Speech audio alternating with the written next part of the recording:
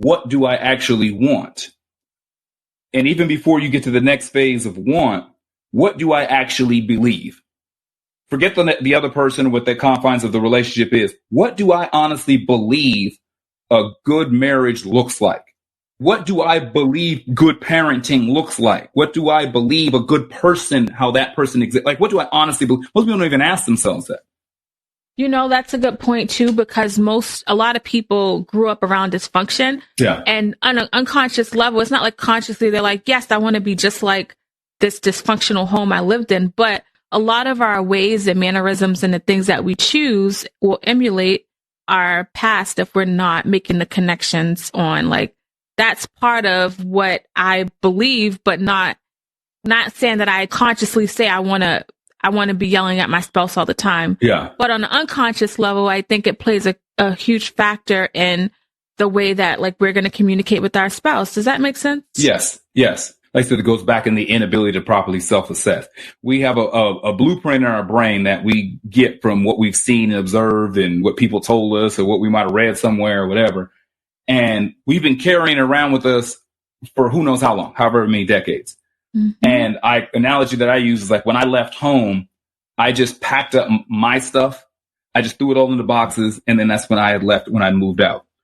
I had moved like 3 times. And there was like, I had 2-3 boxes that I had taken with me from home that I just moved with me to the new places I moved in. Mm-hmm. Never once opened them. I just knew that when I was moving, it was time to move, clear out the old place, move into the new one. Mm-hmm. It had been years before I ever even looked in those boxes to see what they were. And one of the boxes was, I was hurrying up. So it was a trash box. I just emptied out all the drawers.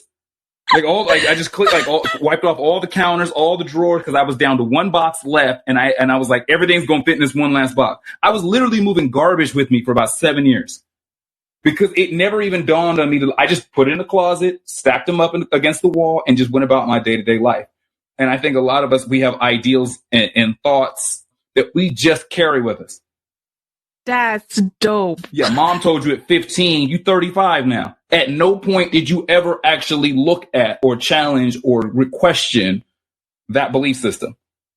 It's just the box. That's just what we do. That's just how we respond. That's just how we react. I've been carrying it for so long. It's become a part of my makeup. Oh, it's part of the furniture. Like I was used to seeing it. Like it was like an end table or a lamp, whatever. I knew them 2 boxes stacked in the side corner up against the wall in the closet. Like if I closed my eyes and visualized my apartment, them boxes were there.